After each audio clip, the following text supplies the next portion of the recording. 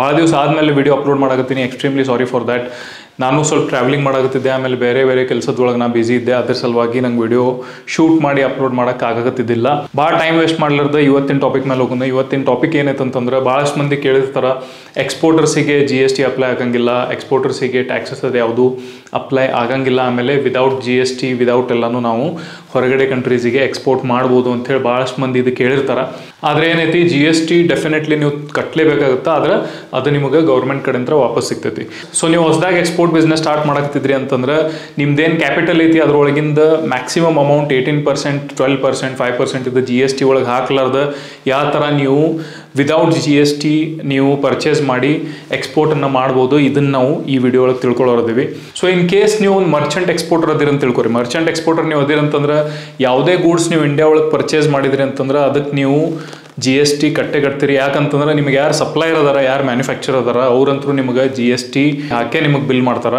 ಯಾಕಂತಂದ್ರೆ ಗೌರ್ಮೆಂಟ್ ಎಕ್ಸ್ಪೋರ್ಟರ್ಸಿಗೆ ಕೇಳಿಲ್ಲ ಅಂತಂದ್ರೆ ಅಟ್ಲೀಸ್ಟ್ ಲೋಕಲಿ ಯಾರು ನಿಮಗೆ ಸೇಲ್ ಮಾಡಿರ್ತಾರ, ಮ್ಯಾನುಫ್ಯಾಕ್ಚರರ್ಸ್ ಆಗಲಿ ಸಪ್ಲೈಯರ್ಸ್ ಆಗಲಿ, ಅವ್ರಿಗಂತೂ ಕ್ವೆಶನ್ ಮಾರ್ಕ್ ಬಂದೇ ಬರ್ತೈತಿ. ನೀವು ಈ ಗೂಡ್ಸ್ ಸೇಲ್ ಮಾಡಿದ್ರಿ ಆದ್ರೆ ಅದ್ರ GST ನೀವು ಯಾಕೆ ತೊಗೊಂಡಿಲ್ಲ ಅಂತ ಹೇಳಿ ಕೇಳ್ತಾರೆ ಗೌರ್ಮೆಂಟ್. ಸೊ ಅದರ ಸಲುವಾಗಿ ಲೋಕಲ್ ಸಪ್ಲೈಯರ್ಸ್, ಮ್ಯಾನುಫ್ಯಾಕ್ಚರರ್ಸ್ ಎಲ್ಲರೂ ನಿಮಗೆ GST ಹಾಕೇ ಬಿಲ್ ಮಾಡ್ತಾರೆ. ಸೊ ಇದ್ರೊಳಗೆ 2 ಕೇಸಸ್ ನಾವು ನೋಡ್ತೀವಿ. ಏನಂತಂದ್ರೆ, ಲೆಟ್ ಅಸ್ ಸಿ ಹಿಯರ್. ನೀವು ಇನ್ ಕೇಸ್ ಎಕ್ಸ್ಪೋರ್ಟರ್ ಅದಿರಂತ ತಿಳ್ಕೊರಿ. ಓಕೆ, ಫಸ್ಟ್ ಥಿಂಗ್ ಈಸ್ ನೀವು GST ಪೇ ಮಾಡಿ ಪರ್ಚೇಸ್ ಮಾಡ್ತೀರಿ. ಓಕೆ, ಇನ್ನೊಂದು ಏನೈತಿ, ಅಗೇನ್ಸ್ಟ್ LUT ಪರ್ಚೇಸ್ ಮಾಡ್ತೀರಿ. Okay, so these are 2 ways of purchasing the goods for exports.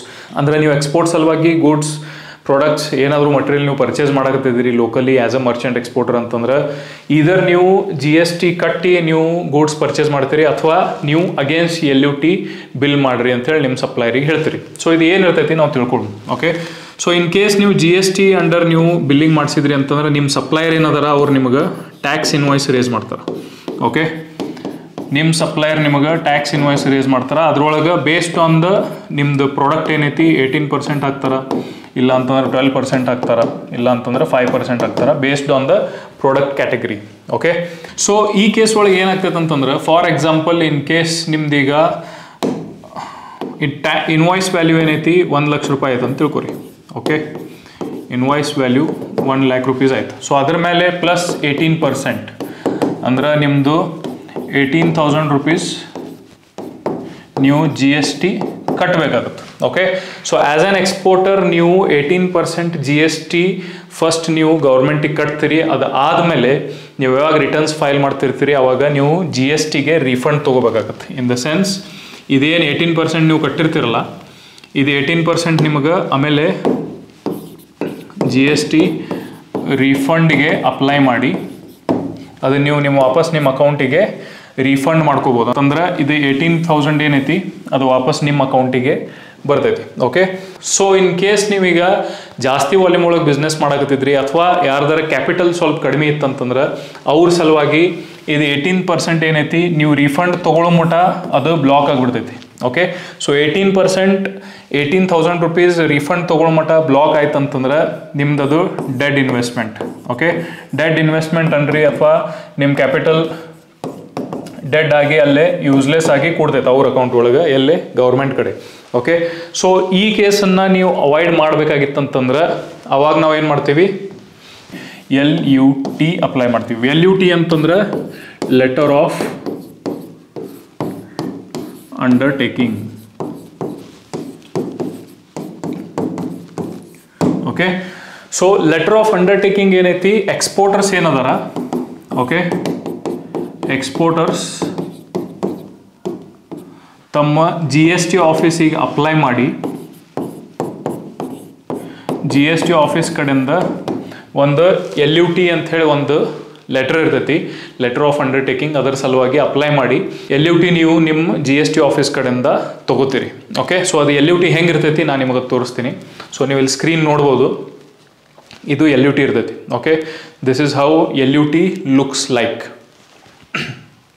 Okay, ಇದ್ರೊಳಗೆ ನಿಮ್ಮ ಡೀಟೇಲ್ಸ್ ಇರ್ತೈತಿ, ಕಂಪ್ನಿ ಡೀಟೇಲ್ಸ್, ನಿಮ್ಮ GST ನಂಬರು, ನಿಮ್ದೆಲ್ಲನೂ ಡೀಟೇಲ್ಸ್ ಇದ್ರೊಳಗೆ ಇರ್ತೈತಿ. ಆಮೇಲೆ ಇದ್ರ ಪೀರಿಯಡ್ ಐತಿ, ಇದ್ರ ಪೀರಿಯಡ್ ಏನೈತೆ ಅಂತಂದ್ರೆ 1 year ತನಕ ಇದು LUT ವ್ಯಾಲಿಡ್ ಇರ್ತೈತಿ.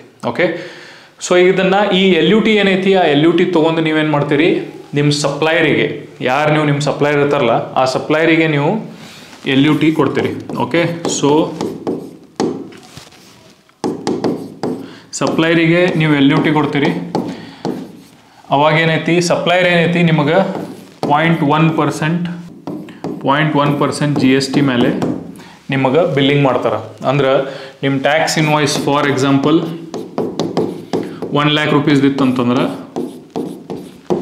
ನಿಮ್ಮ GST ಎಷ್ಟು ಬರ್ತೈತಿ 0.1%, that is 100 rupees. Okay, so ಅದಕ್ಕೆ ನಾವು IGST ಅಂತೀವಿ. IGST that is 100 rupees only.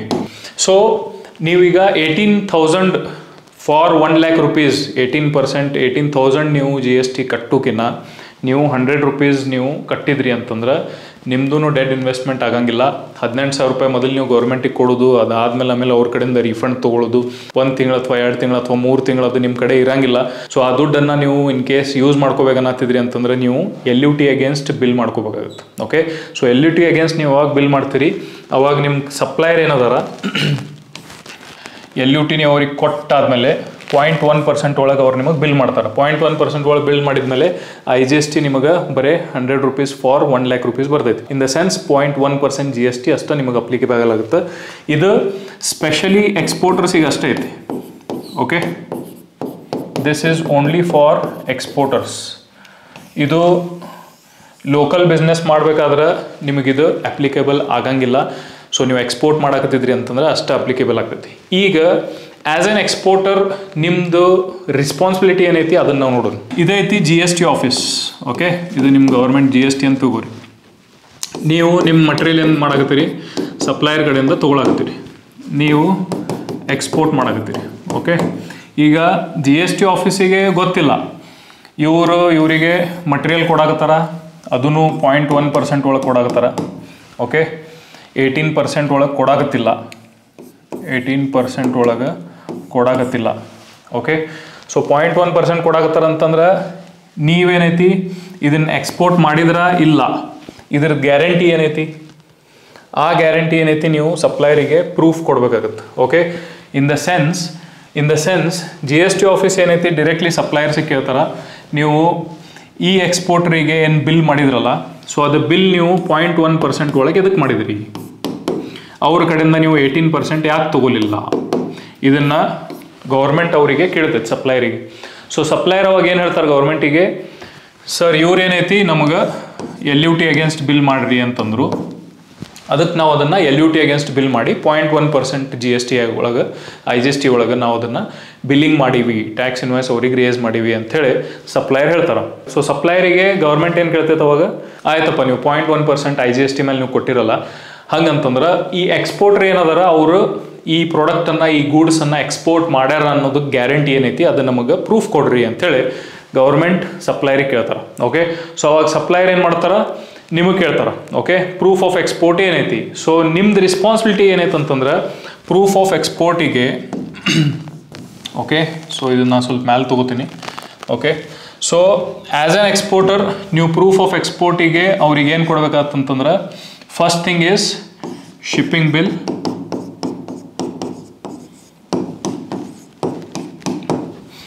Second is bill of lading. Okay, so ಇವು 2 ಕಾಪಿ ಏನದಾವು ಇದನ್ನು ನೀವು ಸಪ್ಲೈಯರಿಗೆ ಕೊಡಬೇಕಾಗುತ್ತೆ. ಓಕೆ, ಸೊ ಈ ಸಪ್ಲೈಯರ್ ಏನು ಮಾಡ್ತಾರ ಇವೆರಡೂ ತೊಗೊಂಡು ಆಫೀಸಿಗೆ GST ಆಫೀಸಿಗೆ ಸಬ್ಮಿಟ್ ಮಾಡ್ತಾರೆ. ಸೊ ಗೌರ್ಮೆಂಟ್ ಏನು ಮಾಡ್ತಾರೆ ಚೆಕ್ ಮಾಡ್ತಾರೆ, ಓಕೆ ಈ ಶಿಪ್ಪಿಂಗ್ ಬಿಲ್ ಈ ಬಿಲ್ ಆಫ್ ಲೇಡಿಂಗ್ ಅಗೇನ್ಸ್ಟ್ ಎಕ್ಸ್ಪೋರ್ಟ್ ಆಗೈತಾ ಇಲ್ಲ. ಸೊ ಗೌರ್ಮೆಂಟ್ ಏನು ಮಾಡ್ತಾರೆ ಕ್ರಾಸ್ ಚೆಕ್ ಮಾಡ್ತಾರೆ. ಶಿಪ್ಪಿಂಗ್ ಬಿಲ್ ಒಳಗೆ ಇದೇನು ಎಕ್ಸ್ಪೋರ್ಟ್ ಆಗೈತಿ ಈಗ ಎಕ್ಸ್ಪೋರ್ಟರ್ಸ್ ಕಡೆಯಿಂದ ಶಿಪ್ಪಿಂಗ್ ಬಿಲ್ ಒಳಗೆ ಸಪ್ಲೈಯರ್ ನೇಮ್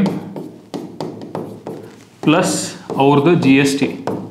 ಓಕೆ, ಆಮೇಲೆ ಇನ್ವಾಯ್ಸ್ ನಂಬರ್, ಟ್ಯಾಕ್ಸ್ ಇನ್ವಾಯ್ಸ್ ಏನಿರ್ತೈತಲ್ಲ ಅದರ ಇನ್ವಾಯ್ಸ್ ನಂಬರ್ ಇದು ಮ್ಯಾಚ್ ಆಗಾಗತೈತಾ ಇಲ್ಲ ಅದನ್ನು ಅವರು ನೋಡ್ತಾರೆ. ಇನ್ ದ ಸೆನ್ಸ್ ನೀವೇನು ಟ್ಯಾಕ್ಸ್ ಇನ್ವಾಯ್ಸ್ ಇವ್ರೇನು ಸಪ್ಲೈಯರ್ ನಿಮಗೆ ರೇಸ್ ಮಾಡಿರ್ತಾರ ಅದ್ರೊಳಗಿಂದ GST ಇನ್ವಾಯ್ಸ್ ನಂಬರ್ ಆಮೇಲೆ ಕಂಪ್ನಿ ಹೆಸರು ಎಕ್ಸ್ಪೋರ್ಟರ್ಸ್ ಕೊಟ್ಟಿದ್ದು ಶಿಪ್ಪಿಂಗ್ ಬಿಲ್ಲಿಗೆ ಮ್ಯಾಚ್ ಆಗುತ್ತಾ ಇಲ್ಲ ಅಂಥೇಳಿ GST ನಮ್ಮ ಗೌರ್ಮೆಂಟ್ದವರು ಚೆಕ್ ಮಾಡ್ತಾರೆ. ಇನ್ ಕೇಸ್ ಅದು ಓಕೆ ಇತ್ತಂತಂದ್ರೆ ಇಟ್ ಮೀನ್ಸ್ ದ್ಯಾಟ್ ಈ ಸಪ್ಲೈಯರು IGST ಒಳಗೆ 0.1% ಒಳಗೆ ಈ ಎಕ್ಸ್ಪೋರ್ಟರಿಗೆ ಗೂಡ್ಸ್ ಏನು ಕೊಟ್ಟಾರ ಅದು ವ್ಯಾಲಿಡ್ ಐತಿ, ಲೆಜಿಟಿಮೇಟ್ ಐತಿ, ಇಲ್ಲೇನು ಫ್ರಾಡ್ ಆಗಿಲ್ಲ. The goods have been exported. So ಇದು ಗೂಡ್ಸ್ ಎಕ್ಸ್ಪೋರ್ಟ್ ಆಗೈತಿ ಅಂಥೇಳಿ ಇದ್ರದ್ದು ಪ್ರೂಫ್ ನಾವು ಗೌರ್ಮೆಂಟಿಗೆ ಕೊಟ್ಟಾದ್ಮೇಲೆ ನಾವು 0.1% GST ಒಳಗೆ ನಾವು ಗೂಡ್ಸನ್ನು ಪರ್ಚೇಸ್ ಮಾಡ್ಬೋದು. ಓಕೆ, ಸೊ ಭಾಳಷ್ಟು ಜನ ಎಕ್ಸ್ಪೋರ್ಟರ್ಸ್ ಏನು ಮಾಡ್ತಾರೆ, ಸಪ್ಲೈಯರ್ಸ್ ಕಡೆಯಿಂದ ಗೂಡ್ಸ್ ಪರ್ಚೇಸ್ ಮಾಡಬೇಕಾದ್ರೆ 18%, 12%, 5% ಒಳಗೆ ಅವರು ಪರ್ಚೇಸ್ ಮಾಡೋಂಗಿಲ್ಲ. ಅವ್ರೇನು ಮಾಡ್ತಾರೆ 0.1 IGST ಒಳಗೆ ಅದನ್ನು ಪರ್ಚೇಸ್ ಮಾಡ್ತಾರೆ. ಸೊ ಹೀಗಾಗಿ 18%, 12% ಅಥವಾ 5% ಏನೈತಿ ನಾವು ಗೌರ್ಮೆಂಟ್ ಕಡೆ ಡೆಟ್ ಸ್ಟಾಕ್ ಮಾಡಿ ಅದನ್ನು ನಾವು ಇನ್ವೆಸ್ಟ್ ಮಾಡಿ ಕುಂತು ಆಮೇಲೆ ರೀಫಂಡ್ ತೊಗೊಳ್ಳೋದು ನೆಸೆಸರಿ ಬೀಳಂಗಿಲ್ಲ. ಸೊ ಲಾಸ್ಟಿಗೆ ನಾನು ನಿಮಗೆ ಈಗ ತೋರ್ಸಾಕತ್ತೀನಿ ಶಿಪ್ಪಿಂಗ್ ಬಿಲ್ ಆಮೇಲೆ ಬಿಲ್ ಆಫ್ ಲೇಡಿಂಗ್ ನಾವೇನು ಸಪ್ಲೈಯರಿಗೆ ಸಬ್ಮಿಟ್ ಮಾಡಕತ್ತೀವಿ as a proof of exports, ಅದ್ರೊಳಗೆ ಸಪ್ಲೈಯರ್ದ ಹೆಸರು ಆಮೇಲೆ ಇನ್ವಾಯ್ಸ್ ನಂಬರ್ ಡೇಟ್ ಬರೋದು ಎಷ್ಟು ಇಂಪಾರ್ಟೆಂಟ್ ಐತಿ ಅದನ್ನು ನಿಮಗೆ ಈ ಇದ್ರೊಳಗೆ ತೋರ್ಸಾಕತ್ತೀನಿ ನೋಡಿ. ಸೊ ಇಲ್ಲಿ ನೋಡ್ಬೋದು ಇದು ಶಿಪ್ಪಿಂಗ್ ಬಿಲ್ ಐತಿ, ಆಮೇಲೆ ಈ ಸೆಕ್ಷನ್ ಒಳಗೆ ನಿಮಗೆ ಸಪ್ಲೈಯರ್ದ ಹೆಸರು ಕಾಣಾಕತೈತಿ. Okay, so this is the supplier name and ಅವ್ರದ್ದು GST ನಂಬರ್ ಆಮೇಲೆ ಇನ್ವಾಯ್ಸ್ ನಂಬರ್ ಡೇಟ್ ಇದೆಲ್ಲ ಡೀಟೇಲ್ಸ್ ಇದ್ರೊಳಗೆ ಮೆನ್ಷನ್ ಮಾಡಿದ್ದೈತಿ. ಹಂಗೆ ಇದು BL ಐತಿ. ಓಕೆ, ಸೊ BL ಒಳಗೆ ನಾವು ಎಕ್ಸ್ಪೋರ್ಟ್ ಮಾಡೀವಿ ಅಂಥೇಳಿ ನಮ್ಮ ಡೀಟೇಲ್ಸ್ ಅಲ್ಲಿರ್ತಾವೆ. ಓಕೆ, ಸೊ ಈ ಥರ ನೀವು LUT ಯೂಸ್ ಮಾಡಿ GSTಯನ್ನು ಅವಾಯ್ಡ್ ಮಾಡ್ಬೋದು. ಆಮೇಲೆ ಇದ್ರೊಳಗೆ ಭಾಳ ಮಂದಿ ಡೌಟ್ ಏನು ಬರ್ತೈತೆ ಅಂತಂದ್ರೆ, ಸರ್ ನಾವು ಇದು ಶಿಪ್ಪಿಂಗ್ ಬಿಲ್ ಆಮೇಲೆ ಬಿಲ್ ಆಫ್ ಲೇಡಿಂಗ್ ನಾವು ನಮ್ಮ ಸಪ್ಲೈರಿಗೆ ಕೊಟ್ವಿ ಅಂತಂದ್ರೆ ನಮ್ಮ ಸಪ್ಲೈರಿಗೆ ಗೊತ್ತಾಗ್ಬಿಡ್ತೈತಿ ನಾವು ಯಾವ ಕಸ್ಟಮರಿಗೆ ಯಾವ ಕಂಟ್ರಿಗೆ ನಾವು ಕಳ್ಸಾಕತ್ತೀವಿ, ಆಮೇಲೆ ಅವ್ರು ಡೈರೆಕ್ಟಾಗಿ ಅವ್ರಿಗೆ ಸಪ್ಲೈ ಮಾಡ್ಬೋದು ಅಂಥೇಳಿ ಈ ಹೆದರಿಕೆ ಭಾಳಷ್ಟು ಜನರಿಗೆ ಇರ್ತೈತಿ. ಸೊ ಇದ್ರ ಸಲುವಾಗಿ ಏನೈತಿ ಶಿಪ್ಪಿಂಗ್ ಬಿಲ್ ಮೇಲಿಂದ ಆಮೇಲೆ ಬಿಲ್ ಆಫ್ ಲೇಡಿಂಗ್ ಮ್ಯಾಗಿಂದ ಯೂಶ್ವಲಿ ನಾವು ಕಸ್ಟಮರ್ ಡೀಟೇಲ್ಸ್ ಎಲ್ಲನೂ ಸ್ಕ್ರ್ಯಾಚ್ ಆಫ್ ಮಾಡಿ ಅದನ್ನು ಸ್ಟ್ರೈಕ್ ಆಫ್ ಮಾಡಿ ವೈಟ್ನರಿಂದ ಅವರೆಲ್ಲ ಹೆಸರು ಏನೈತಿ ಅದನ್ನೆಲ್ಲನೂ ಸ್ಟ್ರೈಕ್ ಆಫ್ ಮಾಡಿ ಆಮೇಲೆ ನಾವು ಸಪ್ಲೈರಿಗೆ ಸಬ್ಮಿಟ್ ಮಾಡ್ತೀವಿ. ಓಕೆ, ಸೊ ಇದ್ರೊಳಗೆ ಒಂದು ಚಾಲೆಂಜ್ ಏನು ಬರ್ತೈತೆ ಅಂತಂದ್ರೆ, in case as an exporter ನೀವು ಹೊಸದಾಗಿ ಮಾರ್ಕೆಟ್ ಒಳಗಿದ್ರಿ ಅಂತಂದ್ರೆ ಸಪ್ಲೈಯರ್ಸ್ ನಿಮ್ಮ ಮೇಲೆ ಟ್ರಸ್ಟ್ ಮಾಡೋದಿಲ್ಲ. ಸಪ್ಲೈಯರ್ಸಿಗೆ ನೀವು LUT ಕೊಡ್ತೀರಿ, LUT ಯಾರು ಬೇಕಾದರೂ ಎಕ್ಸ್ಪೋರ್ಟರ್ಸ್ GST ಆಫೀಸಿಗೆ LUT ಅಪ್ಲೈ ಮಾಡ್ಬೋದು, LUT ತೊಗೊಂಬಂದು ಸಪ್ಲೈಯರ್ಸಿಗೆ ಕೊಡ್ಬೋದು. ಓಕೆ, ಇದರ ಅರ್ಥ ಎಕ್ಸ್ಪೋರ್ಟರ್ಸ್ ಎಕ್ಸ್ಪೋರ್ಟ್ ಮಾಡ್ತಾರ ಅಂತಿರಂಗಿಲ್ಲ. ಕೆಲವೊಂದು ಜನ ಕಂಪ್ನಿ ಹೊಸದು ಓಪನ್ ಮಾಡ್ತಾರೆ, LUT ತೊಗೊಂಡು ವಿದೌಟ್ GST ಗೂಡ್ಸ್ ಪರ್ಚೇಸ್ ಮಾಡ್ತಾರೆ, ಗೂಡ್ಸ್ ಪರ್ಚೇಸ್ ಮಾಡಿ ಇಮಿಡಿಯೇಟ್ಲಿ ಕಂಪ್ನಿ ಕ್ಲೋಸ್ ಮಾಡ್ಬಿಡ್ತಾರೆ, ಆಮೇಲೆ ಸಿಕ್ಕೊಳ್ಳೋದು ಯಾರು ಸಪ್ಲೈಯರ್. ಅದರ ಸಲುವಾಗಿ ಸಪ್ಲೈಯರಿಗೆ ಎಲ್ಲಿ ಮಟ್ಟ ಟ್ರಸ್ಟ್ ಇರಂಗಿಲ್ಲ ನಿಮ್ಮ ಮೇಲೆ ಅಲ್ಲಿ ತನ ಅವ್ರು ಯೂಶ್ವಲಿ LUT ಅಗೇನ್ಸ್ಟ್ ಬಿಲ್ಲಿಂಗ್ ಮಾಡೋಕ್ಕೆ ಅವಾಯ್ಡ್ ಮಾಡ್ತಿರ್ತಾರೆ. ಅಂಥ ಕೇಸ್ ಒಳಗೆ ಏನೈತಿ ನೀವು ಒಂದು ಲೆಟರ್ ಕೊಡಬೇಕಾಗತ್ತೆ ಅವರಿಗೆ. ಸೊ ಆ ಲೆಟ್ರಿಗೆ ಏನಂತಾರ ಒಂದು ಡಿಕ್ಲರೇಷನ್ ಕೊಡಬೇಕಾಗತ್ತೆ. ಓಕೆ, ಈ ಡಿಕ್ಲರೇಷನ್ ಒಳಗೆ ಏನು ನೀವು ಮೆನ್ಷನ್ ಮಾಡ್ಬೇಕಂತಂದ್ರೆ I am so and so exporter. Okay, ನಿಮ್ಮದು GST ನಂಬರ್, ನಿಮ್ಮದು ಅಡ್ರೆಸ್, ಇದನ್ನೆಲ್ಲನೂ ಡೀಟೇಲ್ ಬರೋದು ಅದ್ರೊಳಗೆ ನೀವು ಮೆನ್ಷನ್ ಮಾಡಬೇಕು. ಓಕೆ, ನಾವು ಇದನ್ನು ಗೂಡ್ಸ್ ಇವ್ರ ಕಡೆಯಿಂದ ಪರ್ಚೇಸ್ ಮಾಡೋದು ಎಕ್ಸ್ಪೋರ್ಟ್ ಸಲುವಾಗಿ ಪರ್ಚೇಸ್ ಮಾಡಕತ್ತೀವಿ. ಇನ್ ಕೇಸ್ ನಾವು ಎಕ್ಸ್ಪೋರ್ಟ್ ಮಾಡಲಿಲ್ಲ ಅಥವಾ ಇನ್ ಕೇಸ್ ನಾವು ಏನಾದರೂ ಡಿಫಾಲ್ಟರ್ ಆದ್ವಿ ಅಥವಾ ನಾವು ಏನಾದರೂ ಚೀಟ್ ಮಾಡಿದ್ವಿ ಅಂತಂದ್ರೆ ವಿ ವಿಲ್ ಬಿ ರೆಸ್ಪಾನ್ಸಿಬಲ್. ಸಪ್ಲೈಯರ್ದು ಏನೂ ರೆಸ್ಪಾನ್ಸಿಬಿಲಿಟಿ ಇಲ್ಲ, ನಮ್ದು ಇದು ಡೀಟೇಲ್ಸ್ ಐತಿ. This is the details of the director, ಅವ್ರದ್ದು ಪ್ಯಾನ್ ಕಾರ್ಡ್, ಅವ್ರದ್ದು ಆಧಾರ್ ಕಾರ್ಡ್ ಇದೆಲ್ಲನೂ ನಾವು ಸಬ್ಮಿಟ್ ಮಾಡಿ ಸೊ ಇದು ಡಿಕ್ಲೇರೇಷನ್ ನಾವು ಯಾರಿಗೆ ಕೊಡ್ತೀವಿ, ಸಪ್ಲೈಯರಿಗೆ ಕೊಡ್ತೀವಿ. ಓಕೆ, ಸೊ ಸಪ್ಲೈಯರಿಗೆ ಈ ಡಿಕ್ಲೇರೇಷನ್ ಕೊಟ್ಟಾದ್ಮೇಲೆ ಅವಾಗ ಏನು ಮಾಡ್ತಾರೆ ಸಪ್ಲೈಯರ್ 0.1% ಒಳಗೆ ನಮಗೆ ಬಿಲ್ಲಿಂಗ್ ಮಾಡ್ತಾರೆ. ಇಲ್ಲ ಅಂತಂದ್ರೆ ಅವರು ಆ್ಯಸ್ ಇಟ್ ಈಸ್ ನಮ್ದೇನು GST ವ್ಯಾಲಿಡ್ ಇರ್ತೈತಿ ಆ GST ಒಳಗೆ ಅವ್ರು ನಮಗೆ ಟ್ಯಾಕ್ಸ್ ಇನ್ವಾಯ್ಸ್ ರೇಸ್ ಮಾಡ್ತಾರೆ. ಸೊ ಅವಾಗ ನಾವು ಅದನ್ನು ಸೇವ್ ಮಾಡೋಕ್ಕಾಗಿಲ್ಲ, ನಾವು ಆಮೇಲೆ ರೀಫಂಡ್ ಮಾಡ್ಕೋಬೇಕಾಗುತ್ತೆ. ಓಕೆ, ಸೊ ನನ್ನ ಸಜೆಷನ್ ಏನಿರ್ತೈತೆ ಅಂತಂದ್ರೆ ಯಾರೂ ಹೊಸದಾಗಿ ಎಕ್ಸ್ಪೋರ್ಟ್ ಮಾಡಕತ್ತಿದ್ರಿ, ಕ್ಯಾಪಿಟಲ್ ನಿಮ್ಮ ಕಡೆ ಕಡಿಮೆ ಇರಲಿ ಅಥವಾ ಹೈ ವಾಲ್ಯೂಮ್ ಒಳಗೆ ನೀವು ಮಾಡಕತ್ತಿದ್ರಿ ಅಂದ್ರೂ ಕೂಡ ಅಷ್ಟು ನಿಮ್ದು 18%, 12% ನಿಮ್ದಲ್ಲಿ ಗೌರ್ಮೆಂಟ್ ಕಡೆ ಪಾರ್ಕ್ ಇರೋಕಿನ್ನ ನೀವು ಅಗೇನ್ಸ್ಟ್ LUT ಕೆಲಸ ಮಾಡೋಕ್ಕೆ ಸ್ಟಾರ್ಟ್ ಮಾಡಿರಿ. ಅಗೇನ್ಸ್ಟ್ LUT ಕೆಲಸ ಮಾಡಿದ್ರಿ ಅಂತಂದ್ರೆ ವರ್ಕಿಂಗ್ ಕ್ಯಾಪಿಟಲ್ ಒಳಗೆ ಮನಿ ರೊಟೇಷನ್ ಒಳಗೆ ನಿಮ್ಗೆ ಈಸಿ ಆಗ್ತೈತಿ. ಆಮೇಲೆ ಅವೇನು ದುಡ್ಡು ನಿಮ್ಗೆ ಗೌರ್ಮೆಂಟ್ ಕಡೆಯಿಂದ ರಿಫಂಡ್ ತೊಗೊಳೋದಿರ್ತೈತಿ ಅದನ್ನು ಆ್ಯಕ್ಟಿವಿಟಿ ನೀವು ಅವಾಯ್ಡ್ ಮಾಡ್ಬೋದು, ಟೈಮ್ ಸೇವ್ ಮಾಡ್ಬೋದು. ಆಮೇಲೆ ಆ ದುಡ್ಡು ನೀವು ರೆಗ್ಯುಲರ್ಲಿ ನಿಮ್ಮ ಕ್ಯಾಪಿಟಲ್ ಒಳಗೆ ಯೂಸ್ ಮಾಡ್ಕೊತ ಇರ್ಬೋದು.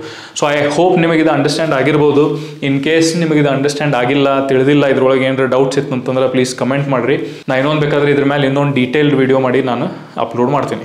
Okay, so thank you very much guys, all the best, bye.